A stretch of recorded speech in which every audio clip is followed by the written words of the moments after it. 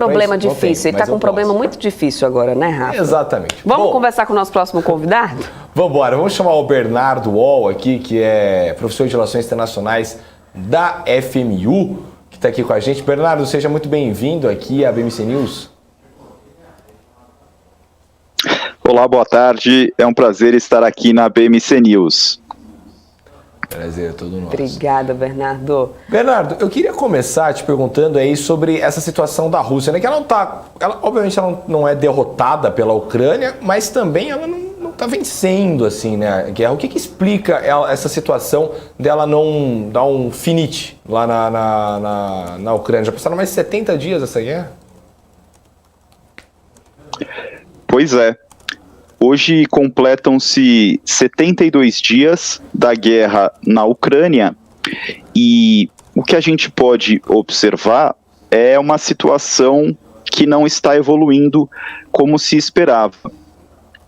A Rússia, inicialmente, imaginava-se que ela fosse conduzir uma Blitzkrieg, uma guerra relâmpago, porém, agora a Rússia se encontra em um trabalho árduo de uma guerra de atrito.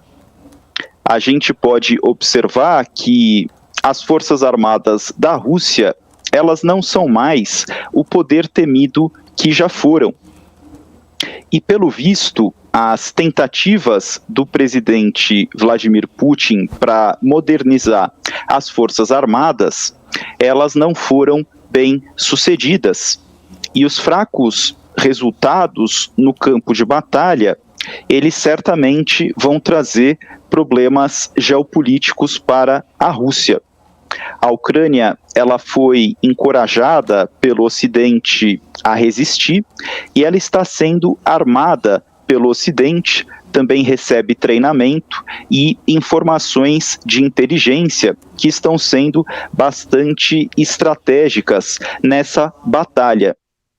E as limitações da Rússia, que podem ser observadas no teatro de operações, elas são decorrentes do seu sistema autocrático. E reparar a imagem internacional do país vai ser uma tarefa bastante desafiadora. Agora, por que esse dia da vitória, o 9 de maio, aí, é tão importante para Moscou, né? E o que essa data pode significar nessa guerra da Ucrânia? A gente sabe que esses rumores, né, de que eles poderiam estar usando esse dia para declarar oficialmente, reconhecer, né, essa operação especial, como eles tratam como uma guerra realmente para a Ucrânia. O Kremlin já negou, disse que não, tal, mas por que essa data é tão importante, é celebrada dessa maneira? Por que eles poderiam estar utilizando isso dessa forma? Como que você vê, né, esse dia da vitória aí para a Rússia? O dia da vitória, ele é comemorado em 9 de maio e ele serve para celebrar a vitória do Exército Vermelho da então União Soviética, liderada pelo Stalin, sobre a Alemanha nazista na Segunda Guerra Mundial. O Putin, ao fazer essa grande celebração, ele retoma esse evento histórico importante para a Rússia e isso mexe com o imaginário da sua população.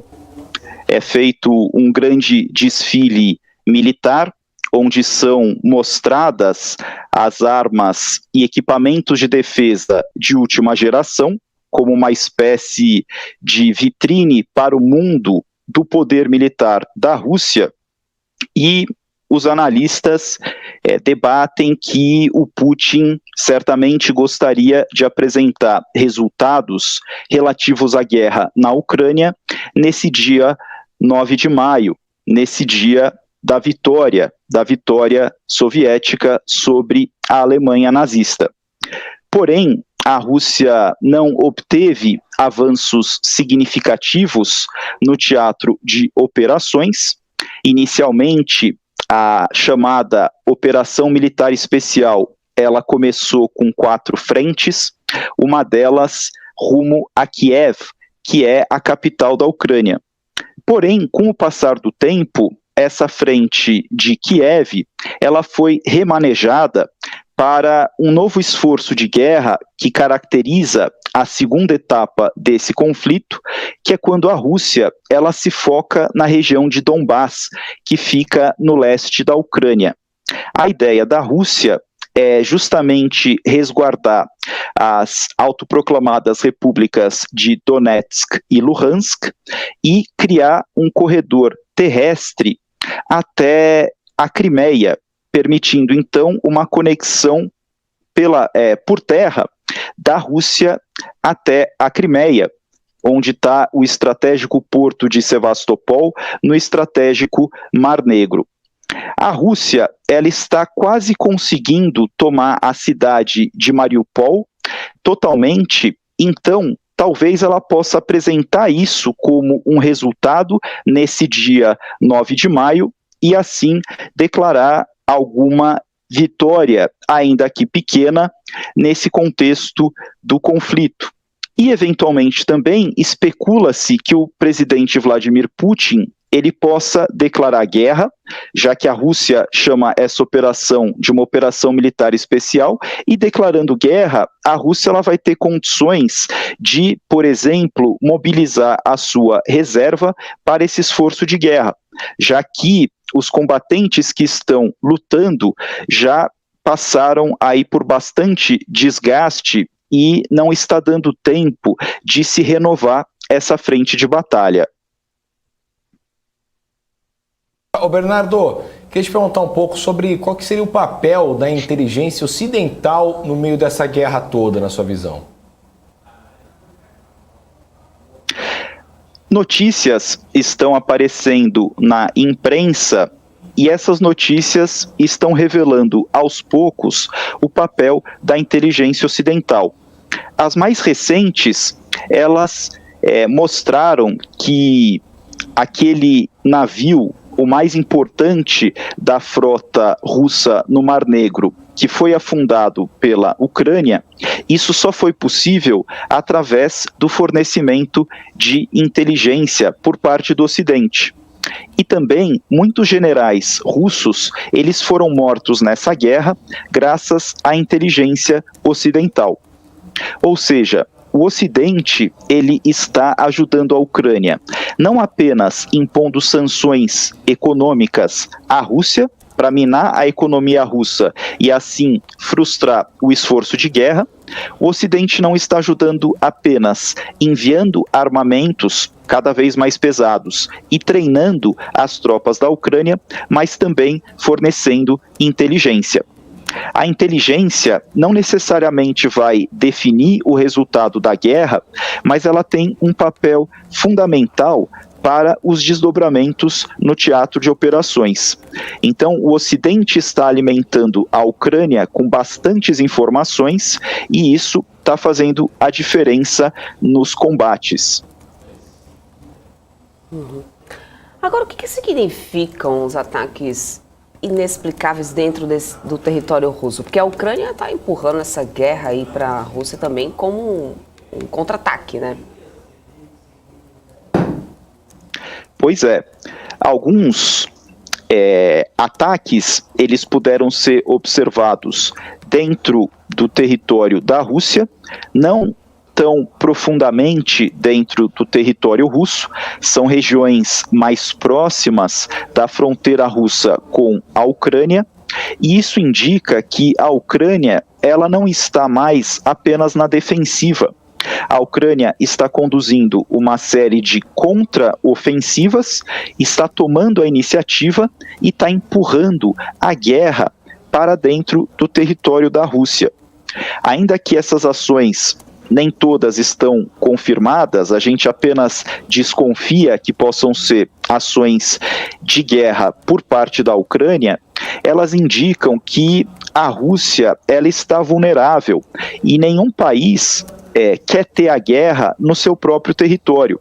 Então, o fato da Ucrânia conseguir empurrar essa guerra também para o território russo demonstra o poder da Ucrânia em conduzir essa guerra, e isso acaba elevando a moral da Ucrânia e baixando a moral da Rússia.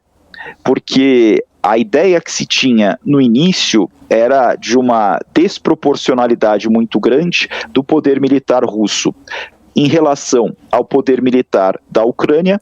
Imaginava-se que a operação militar russa seria um passeio, porém, o que a gente observou nesse tempo todo é que isso não está acontecendo. E esses ataques, eventuais ataques da Ucrânia dentro do território da Rússia, eles deixam a situação ainda mais surpreendente.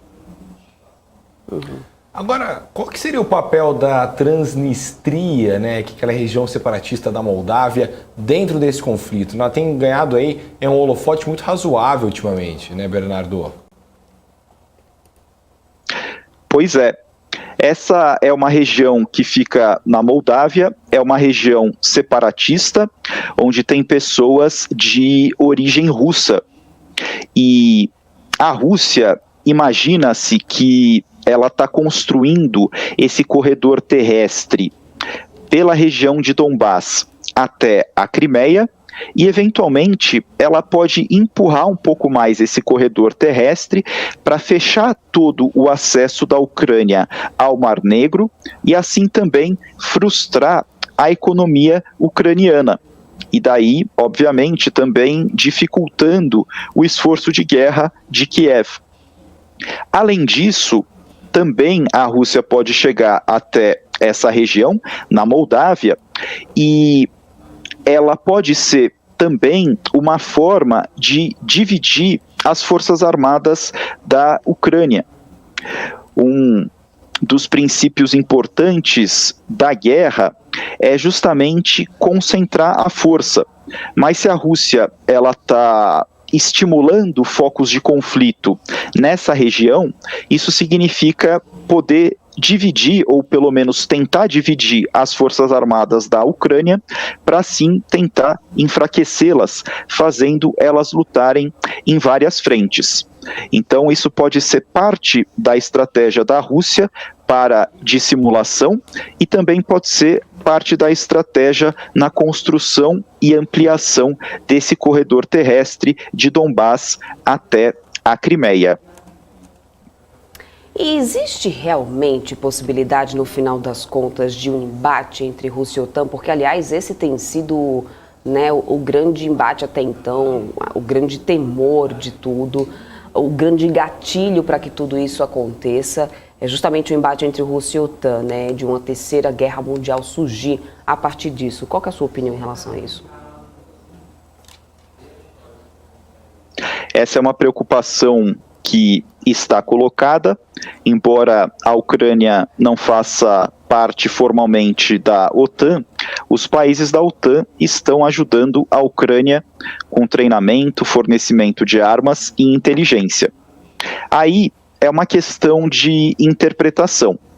Para a Rússia, a linha vermelha é a participação direta da OTAN nesse conflito.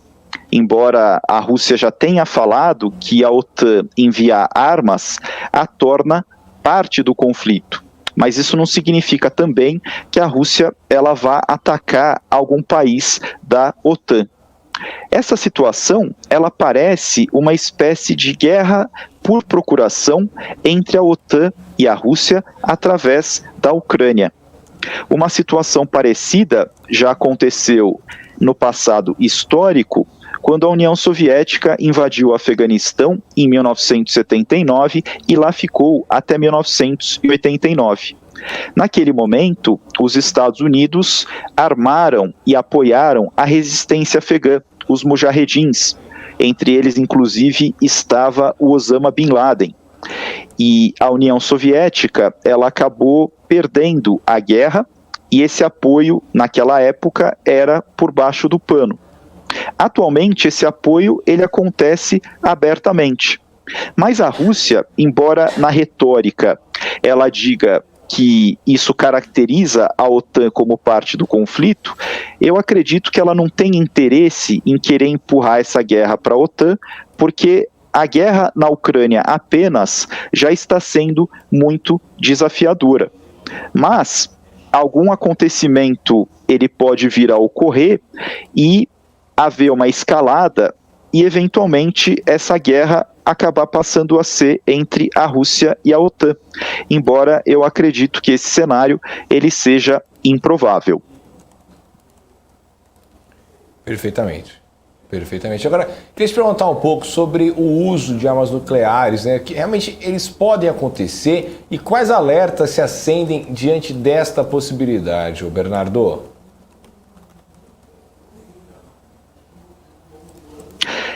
Desde a Segunda Guerra Mundial, as armas nucleares elas não são usadas em guerra.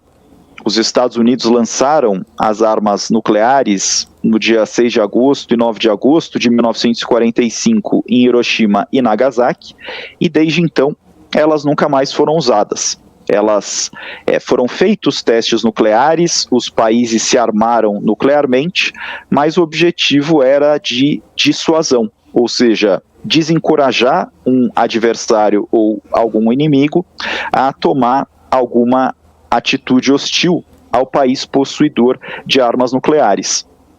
Atualmente, a retórica da Rússia está invocando bastante esse cenário de armas nucleares. É algo que a gente pode observar bastante nas declarações do presidente Putin, do ministro das Relações Exteriores, Sergei Lavrov, e também do porta-voz do Kremlin. Essa retórica ela está sendo bastante utilizada e ela tem um efeito basicamente psicológico. E também a Rússia, ao falar sobre o uso de armas nucleares, ela quer evitar uma interferência da OTAN. E a OTAN também, ela já deixou claro que não vai se envolver diretamente nessa guerra. Já se colocou a possibilidade da Rússia usar uma arma nuclear tática na Ucrânia, porém, isso poderia ser algo arriscado para a própria Rússia, já que os países fazem fronteira, estão geograficamente próximos e os efeitos de uma explosão nuclear na Ucrânia poderiam acabar se virando contra a própria Rússia. Uma outra questão é que as forças armadas convencionais da Rússia, elas se mostraram aquém do que o Ocidente imaginava, um poder menor do que se pensava. A Rússia também, se ela decidir usar armas nucleares e houver falhas nessas armas nucleares, então vai se passar a imagem de que também o poder nuclear russo é fraco. Então existe esse risco de usar e a Rússia ela se mostrar mais uma vez não tão forte como se imagina que ela seja. Então esse é um outro aspecto interessante para se pensar. E um eventual uso de uma arma nuclear tática, numa situação em que a Rússia está perdendo, está desmoralizada, poderia ter um efeito principalmente psicológico, do Putin mostrando até que ponto ele está disposto a ir. Mas a Rússia, antes de usar armas nucleares, ela ainda tem outros instrumentos militares convencionais que permitem uma escalada nesse conflito. E durante a Guerra Fria, o que prevaleceu foi a destruição mútua assegurada. Ou seja, se algum país usasse arma nuclear, Estados Unidos ou União Soviética, seria retaliado e ambos seriam destruídos. De certa forma, a destruição mútua assegurada, ela ainda existe nos dias de hoje. Ou seja, a possibilidade da própria Rússia ser destruída nuclearmente pela OTAN pode ser um fator que a impeça de usar armas nucleares na Ucrânia, mesmo que sejam táticas, né? Porque existem as armas nucleares táticas, que são mais pontuais, e as armas nucleares estratégicas, que têm um poder de destruição mais amplo. Perfeito. Perfeito. Queria muito agradecer aqui a sua participação conosco, né, por trazer aqui a sua opinião, a sua visão, esse esclarecimento. É um tema que ainda, acredito, deve estar longe da gente deixar de falar, né, pelo menos. Muito obrigada por ter aceito o convite, participar aqui da nossa programação da BMC News. A gente espera contar com a sua presença aqui mais vezes na nossa programação. Muito obrigado pela oportunidade, foi um prazer. Até a próxima. Valeu.